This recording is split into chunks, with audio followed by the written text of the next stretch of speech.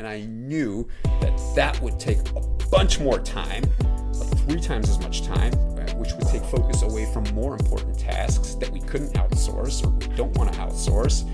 And so going for an agency who sort of cost a lot of money on the surface level was a no-brainer, okay? Because people often forget the opportunity cost of doing stuff. Welcome, ladies and gentlemen. This is another fun episode of the Electric B2B show.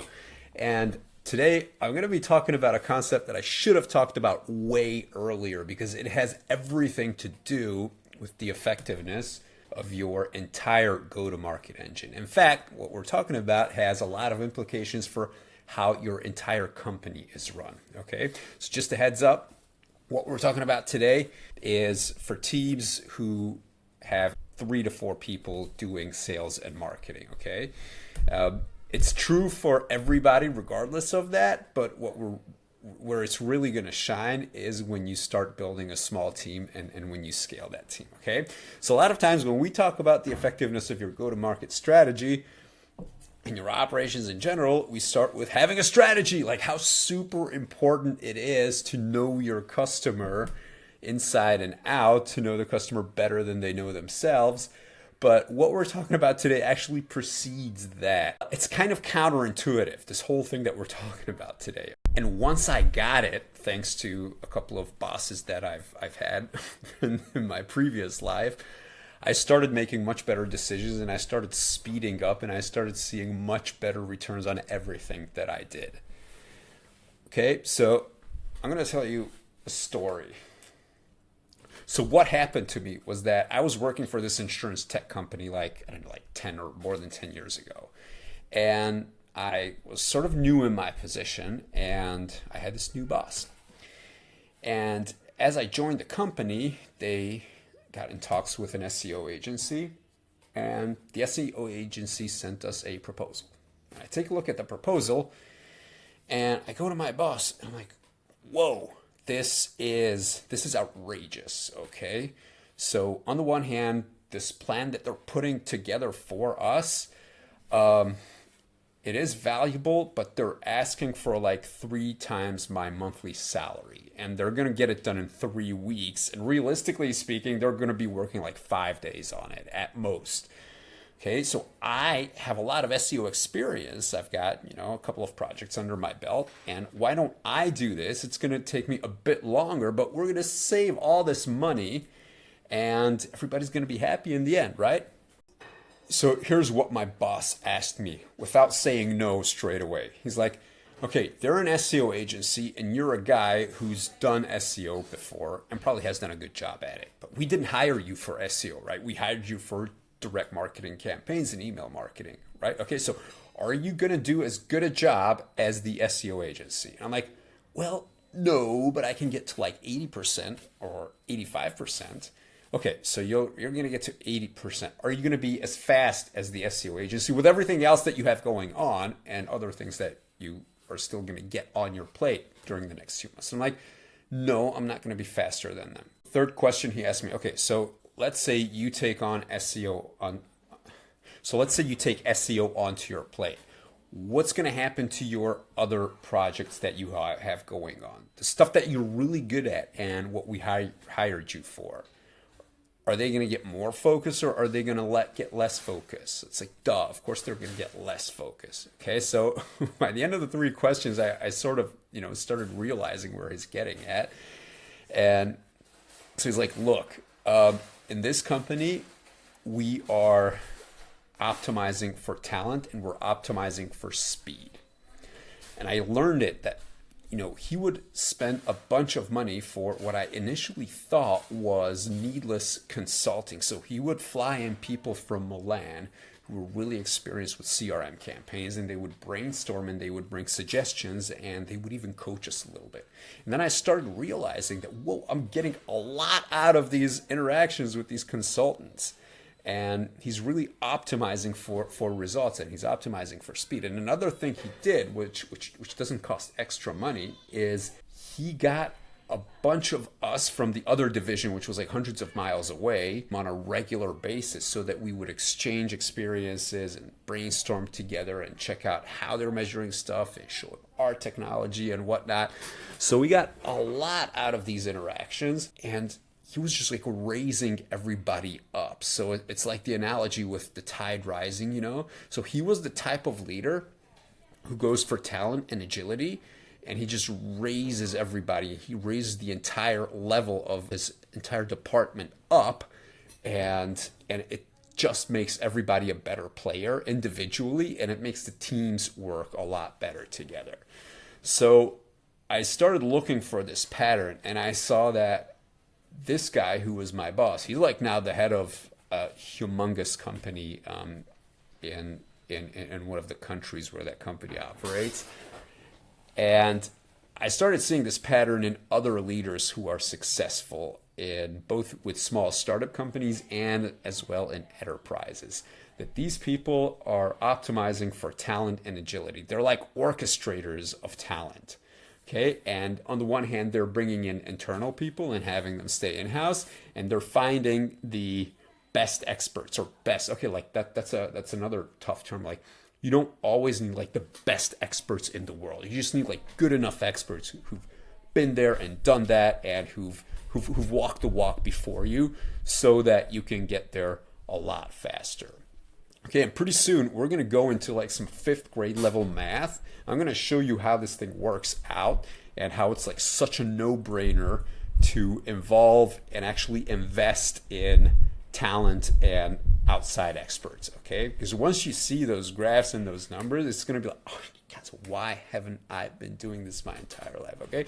So as I said, this experience, it changed my thinking forever. So like when I started running marketing departments and when I started running my own company after this, what I did was I always looked for the question, okay, who do we know who can do this cheaper, faster, and better than us?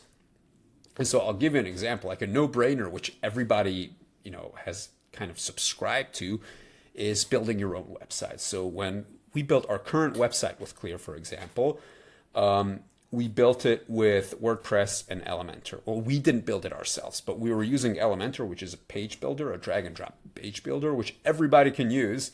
You can train a monkey to put together a website with it, but you know, it's not always as straightforward.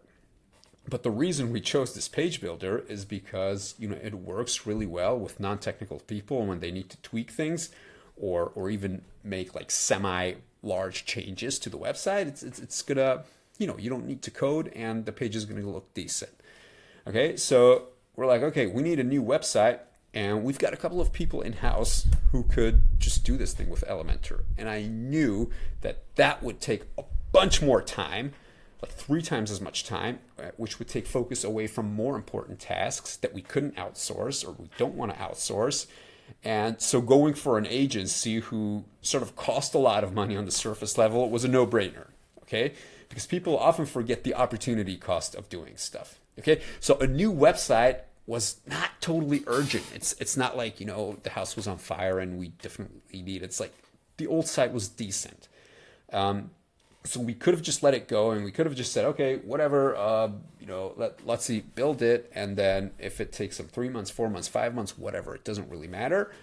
But I realized that, you know, adding another project, adding another sequence to our plate and to his plate is just going to make life a lot more complicated, and it's going to take focus away from more important things.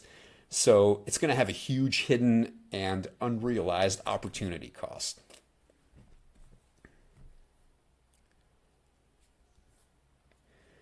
Another example, like I love the example of PPC ads, and I've spent hundreds of hours with PPC ads, both on the Meta platform and on LinkedIn.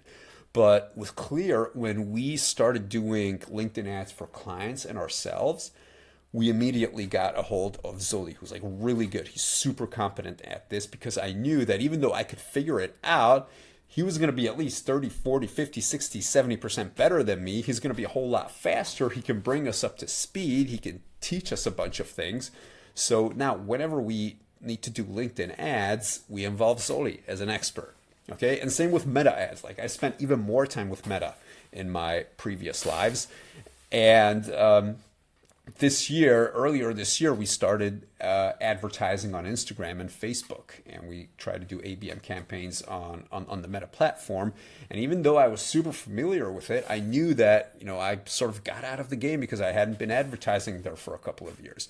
And could I have watched some YouTube videos or taken some Udemy courses? Of course I could have. Could I have trained somebody in-house to like get super good with Meta ads, or at least do a few certifications so that we can do a decent job at it? Of course I could have.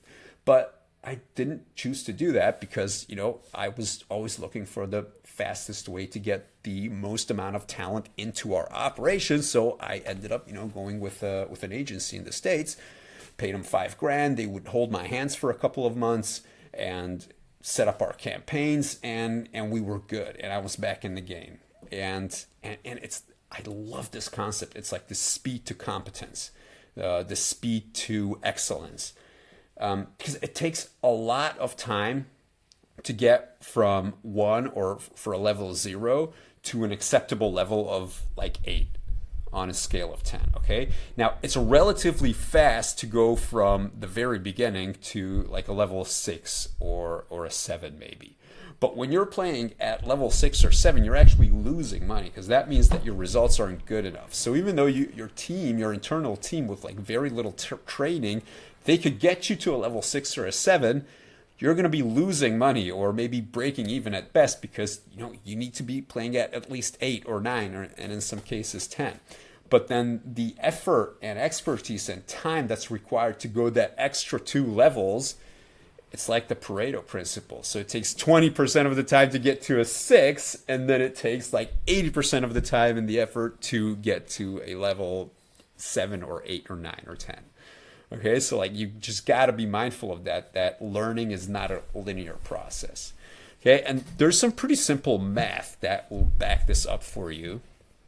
And if you just take a look at this, it's pretty simple.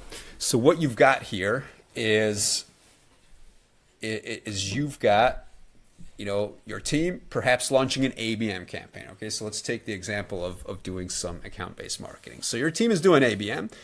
You did all the planning in December and in the previous year, so you launch in January. And because no one's ever done it, or you don't have a lot of recent experience, you're at level 0. So you start doing it, and of course there are going to be like valleys and pitfalls and dead ends and everything else. But to smoothen things out, we're just going to assume that you're growing and you're starting to see results by month 5, and then you're really doing a good job and you're getting going, and by June, July, you're super happy. And now with a lot of things in go-to-market, like any strategy, any mechanism, any motion that you put in place, it's going to have a shelf life, meaning it's not going to work forever, okay? So that's why you see a dip here in this curve, because things stop working. So for example, thought leadership ads are really good right now on LinkedIn, but they're not going to be as effective forever, okay? Because as people start catching on, it's not going to be that effective. Same with any one of your favorite motions in account-based marketing. Like when nobody's doing it, it's whoa, it's cool, it's working, it's awesome. But other than keeping it alive and switching up the creatives and everything else you need to do to keep it going to avoid ad fatigue, for example, it's just going to start dropping in effectiveness. So sooner or later, it's going to die in effectiveness. Okay, now this is like assuming that you're DIYing something and it takes you this much time. And again, take the example of an ABM campaign. Now, what happens when you bring in an expert? When you bring in an expert or an agency, what they're going to do is they're not going to start from level 0 on a scale of 100. Maybe they're going to start from 10. Okay, and obviously they're going to ramp up a lot faster. And this is assuming that they're not smarter than you. Okay, because a lot of times you can say, and it's fair to say that, hey, we hired some smart people so that they could figure these things out. And it's true, they can. Of course, what you're forgetting there is opportunity cost, the opportunity cost of them not focusing on your stuff. But you could have them, and sometimes it does make sense to have them build stuff for you in-house from the ground up. But let's just assume that the agency is no smarter than you, so they're going to get the same amount of results. So they're going to take this baby to like a 90 or an 85. and so are you, but they're going to do it a lot faster, and then it's just going to start to diminish, just like when your team does it. Okay. Now the funny thing is when you talk about learning curve and you talk about hiring an agency, people just focus on the speed factor, meaning that, okay, like it takes a lot less fucking around and whatnot, and we can just, get what we want a lot faster. And that obviously translates to money, but they don't really do the math just to like how much more money that translates into. Okay. Now, using these numbers, what we found, and I just substituted these numbers that you see on the graph here, that if your curve looks like this and the agency's curve looks like this, you're going to end up with 46% higher results in the end. Okay, like that's huge. That's almost 1.5 times your investment. Okay, but I was like super generous with your in-house capability to execute, and I wasn't really overstating what a good agency or a good expert can do for you. Okay, so but in reality, it looks a lot more like this. Okay, so the agency is not going to start from like 0, obviously. They're not going to start from 10, but they're probably going to start from like 40 or 45, because especially if they're if they're installing something that's templatized and that just has to be adapted to your organization, they're going to start way higher.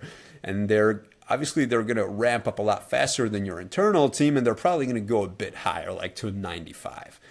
Okay, so in this case, which is a more realistic scenario, you're at 88% total results.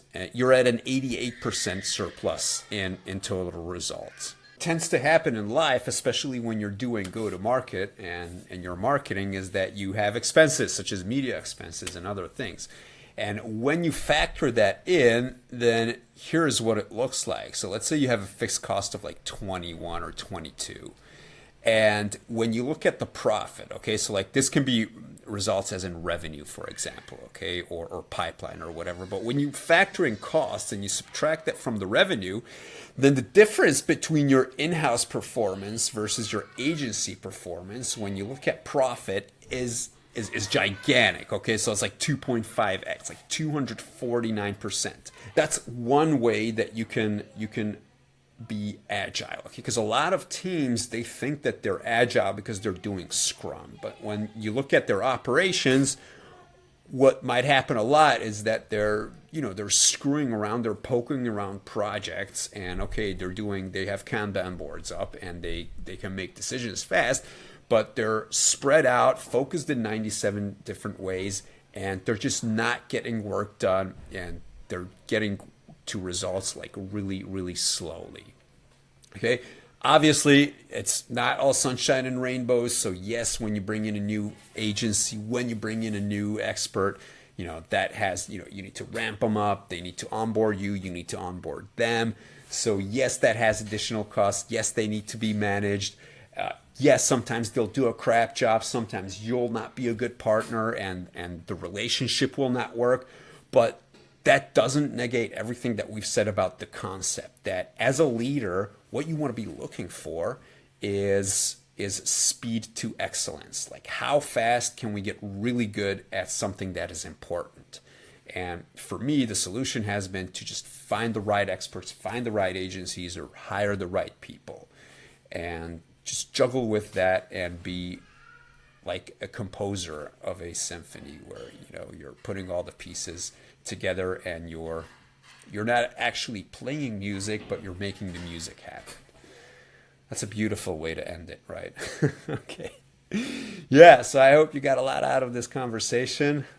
Hit us up, rate us on Spotify and Apple Podcasts, and leave a comment and let us know what you think and how you're doing these things and whether this is at all helpful or not. So thanks a lot for sticking around, and I'll catch you next week. Bye-bye.